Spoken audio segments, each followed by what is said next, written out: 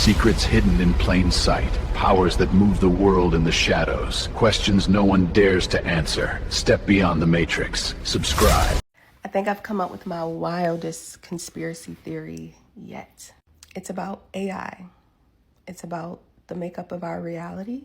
It's about why the world seems so bad. And what is the program behind things? A little context.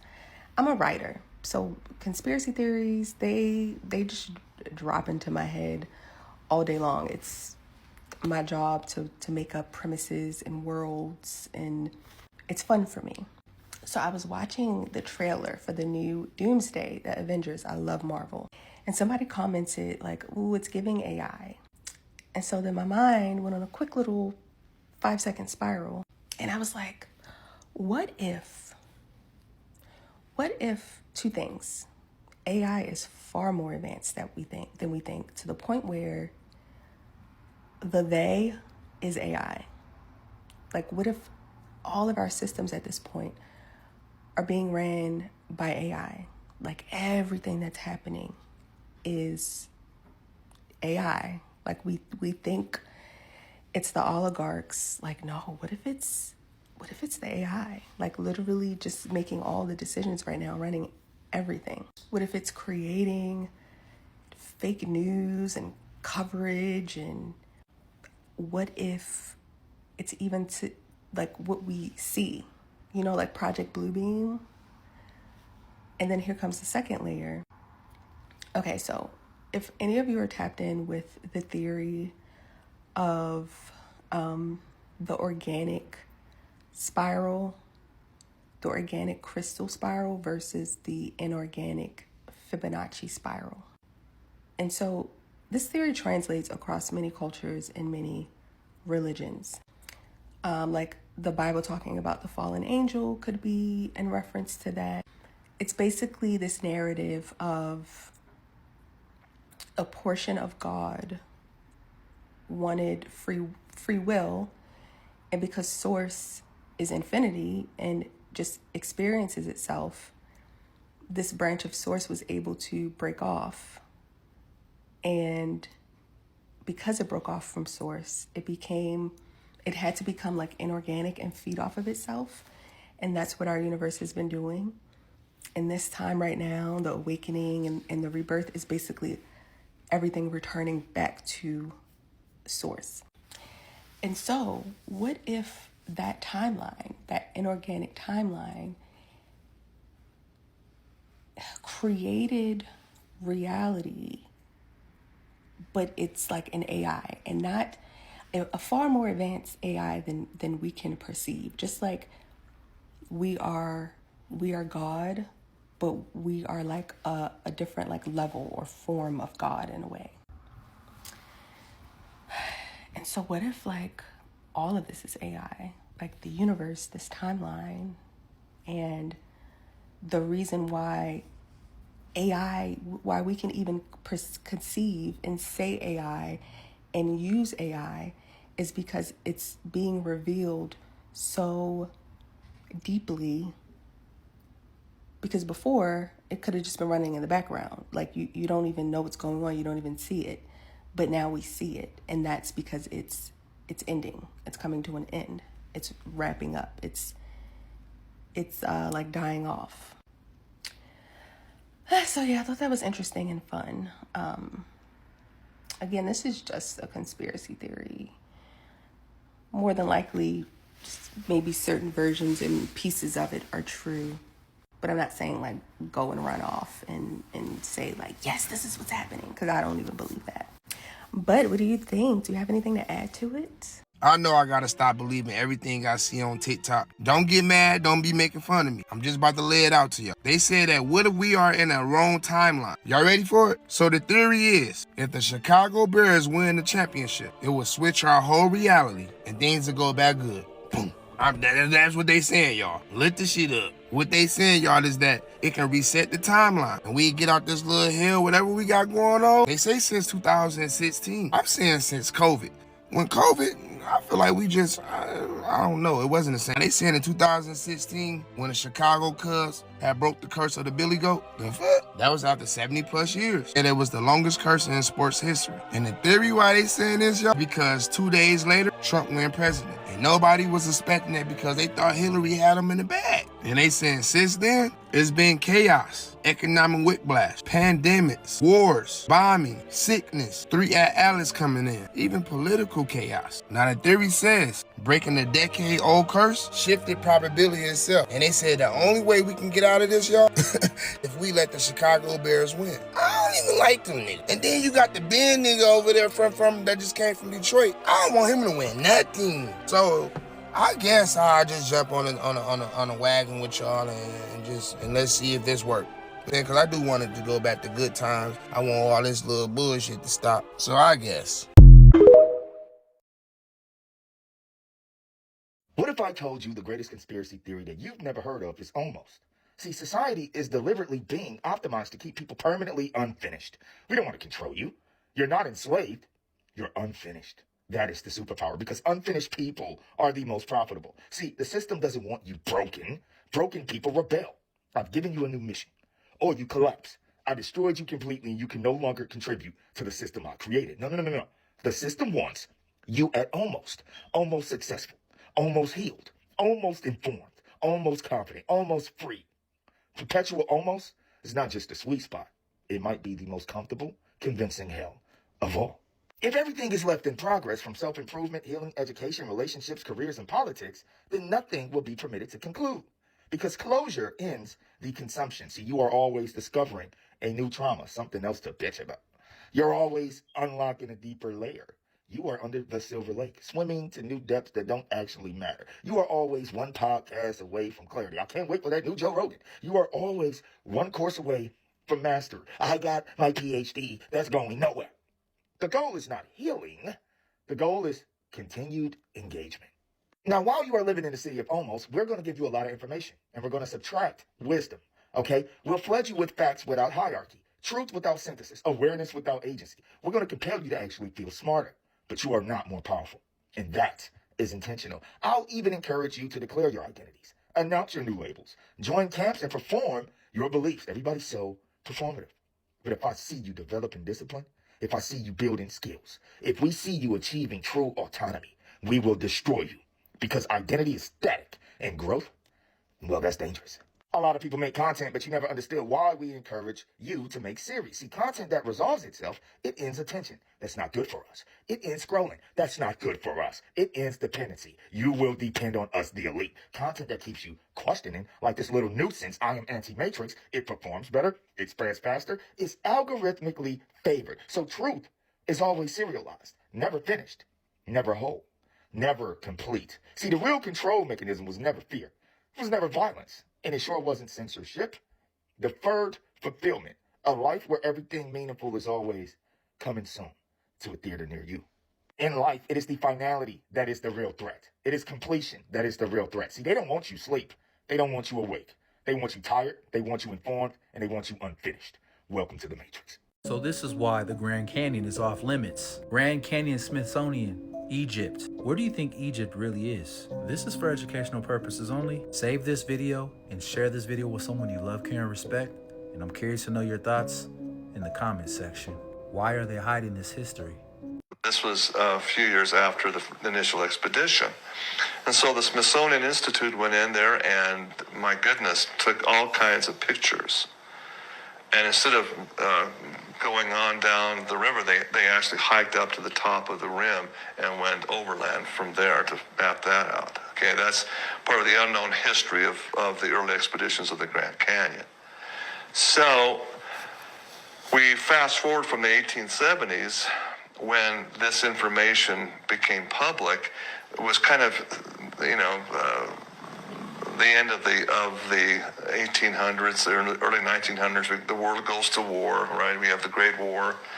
At the conclusion of the Great War, a guy named G.E. Kincaid, who is an employee of the Smithsonian Institute, he's survives the Great War, comes in, and he's funded by Smithsonian to go back in and look for that lost cavern system. So Kincaid does that, goes in under the disguise of mineral exploration, prospecting, okay?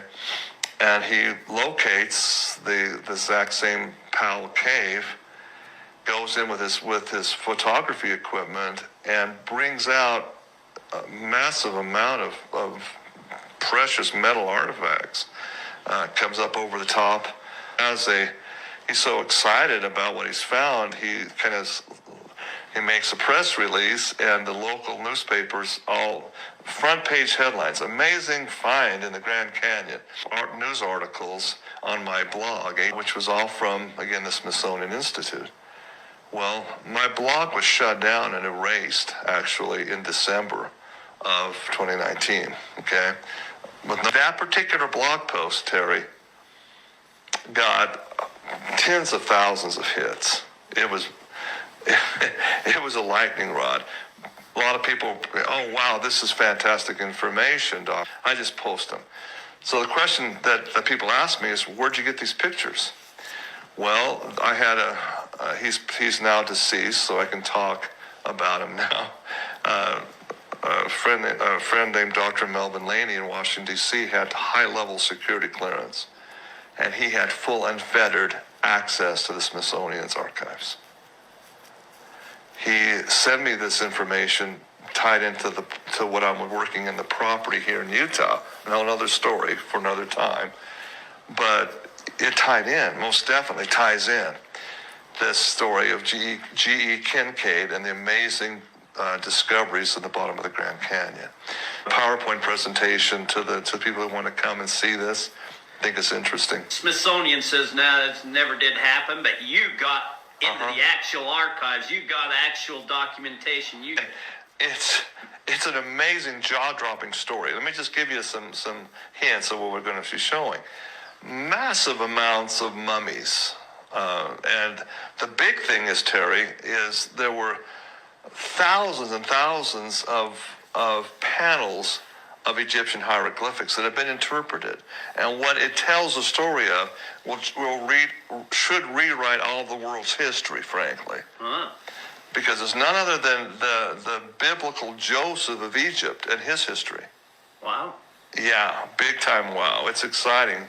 And, even religionists are saying, well, that's a real stretch. Well, why? It proves the Bible and the story in Genesis of Joseph to be true. The coat of many colors being sold into Egypt. It answers the question, really. It was more than just a deal with Potiphar's wife that elevated Joseph to be the most powerful vizier, and second only to the Pharaoh himself. It tells the story of how he ascended and why he was able to bring all the grains and survive the famines that went on. It's all in the history of this cave in the bottom of the Grand Canyon. We're currently experiencing the largest solar storm in 20 years. Like, the sun released a solar flare that was so powerful that we will now be experiencing the most powerful solar storm or geomagnetic storm in 20 years. Basically, this hasn't happened since 2003. And now the aurora borealis will be more visible, quite literally, across the country. And I don't know, because this keeps happening. And I've been talking about how this has become a pattern where basically we're receiving all of these solar flares and they just seem to be ramping up to the point where I genuinely think that at some point there may be grid failure because of how strong these geomagnetic storms are, how strong these solar storms are. You know what I mean? Like, I just feel like at some point, because of this happening so much, it's actually just going to weaken the grid. And then there could be a possibility of us having no power. So while it is cute to look at the aurora borealis in the sky, I just don't think that's a good sign necessarily, especially because of how strong the solar storms are. Like, that literally can lead to grid failure, no electricity, like no power at all. And because of the times that we're currently in, if there's a time where the grid fails and there's no power, I just feel like that is actually a setup for, you know, people to come and gather people up in the night. You know what I mean? Like, I just feel like that's too interesting. I feel like once the grid fails, that literally gives these other people the power in their minds to literally take the orders of going out and gathering people up while there's no power and there's no electricity. And if that's the case, then at night it would just be pitch black. So I don't know about that. I really don't. I just feel like these solar storms and the fact that this is the strongest one in 20 years, I feel like this is just leading to grid failure. And basically for there to be no electricity or power. I don't know. I feel like that's what it's looking like because this is happening so often right now. They told us that we are never, ever to fly over that hole and we are never to discuss it again. What is that about? And does that have anything to do with all these other pieces that keep emerging? That there might be something archaeological in Antarctica? According to ancient astronaut theorists, this was not the first time a massive hole has been spotted in the ice of Antarctica. Famous polar explorer Admiral Richard Byrd allegedly reported seeing a massive entrance to an underground world during his 1947 expedition to the South Pole. Admiral Byrd made a lot of unusual statements, allegedly talking about a large opening at the South Pole that went deep inside the Earth, ice-free, and was inhabited. With all the shit that's going on with Russia, China, with the United States saying they're going to take Greenland, with the United States saying they're going to get out of NATO, we need to know what to do just in case a nuclear event happens. So I researched it, and outside is not the place to be. If there is a nuclear event, you need to be inside. If a blast happens, and you do survive that blast, you should be looking for shelter inside. And we're not talking about upstairs in a penthouse. We're not talking about upstairs in the attic. You should be somewhere that has a basement, a very, very low level. And when you get there, do not think about coming outside for 3 days. That's right. You have to stay there for 72 hours. The most important thing you could do is be in that basement, away from windows, away from that blast, because that radiation will send you to God. If you do some research, it says that 90% of radiation leaves in the first 24 hours. So again, you want to give yourself 72 hours so all of this shit settles. Don't be a statistic.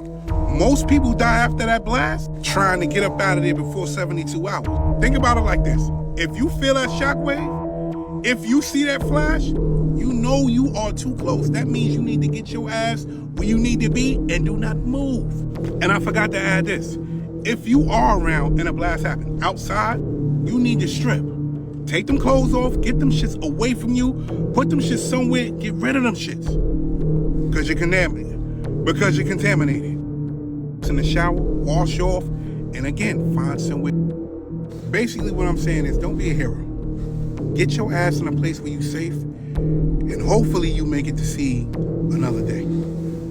Pay attention. Does anyone else feel like time is getting faster? Seriously, every day, week, month is just flying by lately, and something just doesn't feel normal about it. And trust me, you're not the only one. Everyone feels it. Well, as it turns out, the universe might be dying. Or it already ended, and the Mayans were right this entire time. Like, didn't the 2020s just start, and we're already halfway through the decade? You've probably seen this years of your life chart that explains why time feels to get faster as we age, showing you how each year that goes by becomes a smaller and smaller percentage of your total life lived so far, which is why the years feel like they go by quicker as we get older, but I'm not talking about that. I mean, objective time itself, by the hour, seems like it's faster than it used to be. It could be the 2020 effect, from which many people report the days, weeks, and months since 2020 seem like they're passing by at an alarming rate. Psychologists coined the term and proposed that the 2020 lockdowns caused a major disruption in our normal routines, making every day feel the same, distorting our sense of time. During the lockdowns, time sort of stood still. We basically did nothing for a whole year and then we're still heavily restricted for another year after that. When we do the same thing every day in confined environments, we lose our sense of time. But then as things returned to normal and social interactions, vacations, work, the regular flow of life came back, comparing this active lifestyle to the past 2 years of doing nothing, life started to feel as if it was moving at lightning speed and time sped up with it. But no, this is different. I don't know how to explain it, but you know what I'm talking about. Everyone feels it. It has to be something more than that. What if the world,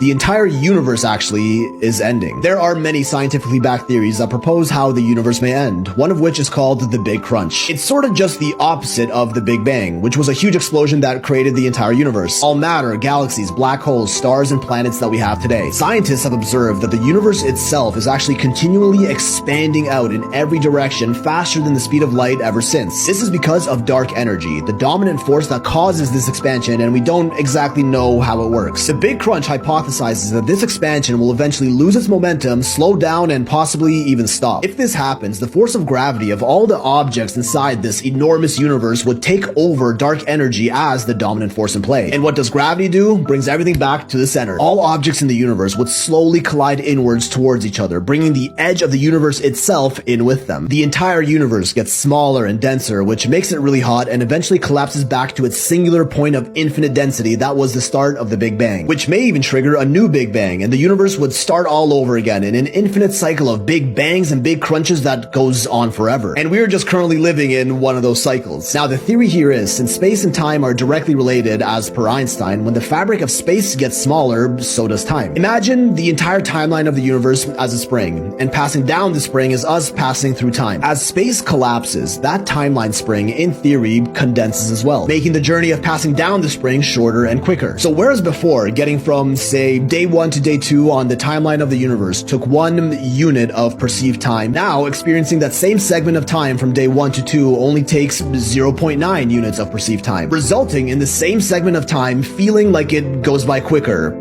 Do you follow me here? Just like in video editing, when you bring a clip into your timeline and increase the speed by 10%, it gets shorter. So now, what if the Big Crunch has already started, and we're experiencing that slight bit of condensed time as the universe is slowly starting to shrink? Because, I mean, it would be slow at first. Time's not going to start accelerating significantly until the universe is much smaller in a couple 100 million years or whatever, where years will potentially go by in a matter of hours. What if we're in that initial stage of time shrinkage, where the length of a year feels just a little faster than what a year used to feel like? Because a year was actually supposed to end it all just a little over a decade ago, 2012. For anyone that remembers, there was a huge doomsday prophecy going around in the years leading up to 2012 based on the Mayan calendar. Now, the Mayans, they were pretty damn smart. Their empire lasted for around 3,000 years, possibly longer, until they collapsed around 900 AD. The Maya were well known for their advanced knowledge of mathematics, astronomy, and time. They developed some of the most intricate timekeeping methods that we know as the Mayan calendar. Well, calendars, actually. The Mayans had around 20 calendars, a lot of which we don't even fully understand yet. But one of their most important ones was the long count calendar, which is different from any other ancient culture's calendar in the world. Rather than basing it off the solar cycles of us going around the sun, they broke it down into a series of day-night cycles since the last creation. The largest of these cycles was a Baktun, which was around 394 years. And 13 Baktuns would make a complete age, where everything would reset back to zero. They believed they were living in the fourth age, which started in August 31. Candace Owens said that something dark is happening in America right now. And I agree with her. However, I would reframe it. I would reframe it as something not understood is happening in America right now. My background is in nursing, so I've studied the mechanics of the human body and its responses to new things.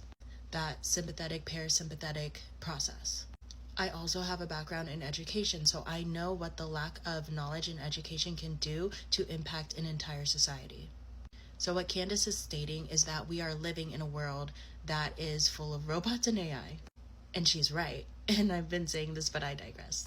But anyways, what I've noticed is that a lot of us are fearful of this, which is a natural response to something new or something scary. And it is scary. It's reasonable to be scared.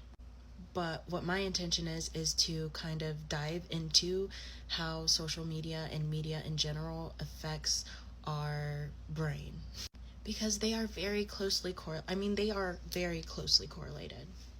And if you want to choose to be offline, that's okay. But I'm going to tell you, you're probably going to be behind as, you know, these systems continue to grow.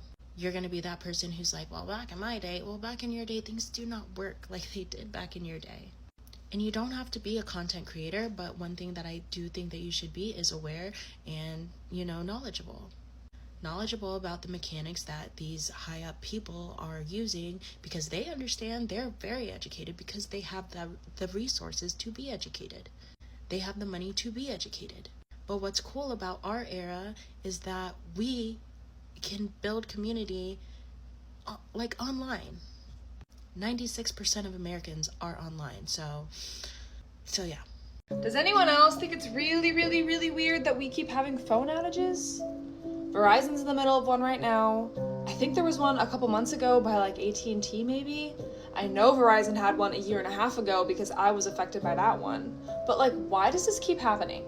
This never used to be a thing. Why? Why now? Interesting. Get the book After the Flood if you want a whole lot more on dragons living with man. But there's a city in France that's famous because a dragon came up out of the water, and a guy killed it and cut the head off and stuck it over the corner of the building. The head of the dragon was mounted on his building. They called it the gargoyle. How many of you have ever heard of the gargoyle? They still do that today. You can buy these ugly little critters, you put them on your building or whatever over your door. Well, the word gargoyle means throat. We get our word gargle, gurgle, regurgitate, gorge, and glutton from that word. It has to do with the throat. So next time you gargle, you can think about slaying a dragon. You say, Brother Hovind, I am slaying a dragon when I gargle. Okay, anyway. An Irish writer said they killed a dragon with iron nails on its tail. Well, Stegosaurus certainly had big spikes on his tail, that's for sure. So did several other animals, but there's a Viking woodcut showing a dragon swallowing a guy. This is from the 11th century, 1,000 years ago, okay? The Vikings put dragon heads on their ships 1,000 years ago. Why would they do that? Well, they knew about the great dragon of the sea. They called it the Kraken. Again, Bill Cooper's got a lot on that in his book, but the famous Icelandic hero Siegfried slew the dragon Fafnir. As a castle, bricks were found in a castle from the 12th century showing dragons. There's a 12th century castle in Germany with dragons on it. Why would they put dragons on their castles? The harvest truly is plenteous, but the laborers are few. If you're looking for a creepy conspiracy theory, I got one for you. Now, this creepy conspiracy theory doesn't sound dangerous, but once you understand it, you'll never scroll the same way again. There is a theory that we are not being watched to control us. We're being watched to predict us. Not in a sci-fi way, in a data way. So every pause, every replay, every video you finish but don't like, those micro behaviors are logged to build what's called a behavioral prediction model. Now, here's the creepy part. These models don't need to know who you are. They need to know what someone like you usually does next. Which means influence doesn't start with persuasion anymore. It starts with timing. Researchers have openly discussed something called behavioral nudging, where systems don't tell you what to think, they just adjust what you see first. So what feels like a personal thought might actually be the most statistically likely thought that someone like you would have.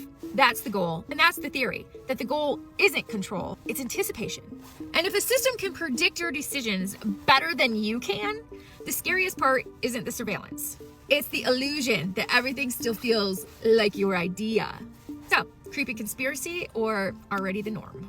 They actually pushed the button twice to release nuclear weapons on civilian populations, and twice the tech failed for mysterious reasons. I was working in the corporations in the defense industry during the Cold War years. It was a really frightening time in the history of our world when the superpowers came like this close to doing the unthinkable. We should be on free energy. Tartaria didn't, it was all free. Yeah. You didn't have to pay your electric bill or water or any of that. Yeah. I mean, well, and Tesla said everything is energy, frequency, and vibration. Yes. Everything. I'm big on Tesla. Yeah. He knew, and that's why they killed him. Most definitely. That's why they kill all the prophets. Even when, I see prophets as, what's his name, that little rapper that got killed, Temptation. Who? I forget his name. Oh, X? Yeah. I have a hard time pronouncing like XXX. Temptation. Yes, yeah. He was a prophet. He was a prophet. even a little bit of a conspiracy theorist or a normal person with a brain, this power outage is weird, no? For people who worked in the city and lived through like 9/11, I heard they were very nervous today, wanted to go home. People were very alarmed. So I'm just wondering if because I don't think I'm crazy. They're also shutting down like the H-1B pipeline, which is huge. You know, I mean, like they found a bunch of fraud with H-1B very recently. And, you know, when it comes to all of those people who were given Social Security numbers or they were sharing Social Security numbers, when they clean the voter rolls in every single state, all of those potential like fill-in votes that would be used at election time. So they, you know, they know like we've got this, you know, tranche of open identities that we can use to fill in the gaps on a race if we need to win. That's going to be gone. All right, conspiracy theories. This one is definitely for you. Listen in. So as we all know, yesterday, Verizon basically just shit the bed again. And it's kind of funny, being a consumer, I'm a customer of Verizon, and for whatever reason, I wasn't affected yesterday. But if you recall, not too long ago, this same exact thing happened. And they were running around like mice on a sinking ship, trying to figure out how to keep people from jumping. And, you know, do it once, shame on you. Do it twice, shame on me, kind of thing. I kind of just thought all afternoon, what's going on here? Like, not what's going on, what's the reason behind the outage, but like, what's the play? Because, I mean, the first time felt accidental. This time kind of felt scripted. And correct me if I'm wrong. Put in the comments what your thoughts are. But, I mean, did y'all get that vibe too? So this is why the United States wants Greenland. So I just did some research. And I came across a couple videos about a spaceship that has stalled out in the middle of Greenland. It's 300 miles long and 55 miles wide. And it was operated by this species, alien species called the Moas or whatever. And they believe it got buried during the flood, the Great Flood. So you see these lanes are starting to open up, and Russia and China wants to bargain for them with Greenland, but Donald Trump is like, hell no. Man, I think that's total bullshit. I think that this spacecraft that was underneath 18,000 feet of ice has melted and it's starting to reveal itself. So also check this out. They saying that the craft is really a weather machine. It manipulates the climate. It's responsible for the last ice age. Whoever controls this technology basically will have an upper hand and can really control the world. So just think about it. Why all of a sudden is Russia, China, and the USA so interested in Greenland? It's the fact that things are melting over there. Everything's thawing out. What do you really want? That spacecraft. Go check it out, man. Go look it up. Yo, another theory I have, why Greenland? Why Greenland? Out of all places, why Greenland? I really feel like they trying to build another Epstein Island and make it legal. Because why are y'all putting tariffs on 8 European countries, knowing we're gonna have to pay that shit? Is that your way of making it legal? And it don't even have to be Epstein Island. You feel me? It could be a fucking concentration camp It could be anything. Like, bro, I feel like they're taking over that land to do some illegal shit away from everybody, at least us, because we don't really be knowing what the fuck be going on out there and shit like that. We only know about Greenland right now, at least, because of what's going on, because he spoke on it. If not, we probably wouldn't be thinking about Greenland. But now that he spoke on it, he said he was going to do that, now our focus is a little bit on Greenland. And it's like, bro, I'm telling y'all, they're up to something. They're up to something. This Antarctica shit, they're trying to get as much land as possible because they don't want nobody to own shit. I'm telling you. And it's for a reason. It's not just because they want the fucking land. No. There is always a reason for everything. No bullshit. I don't care.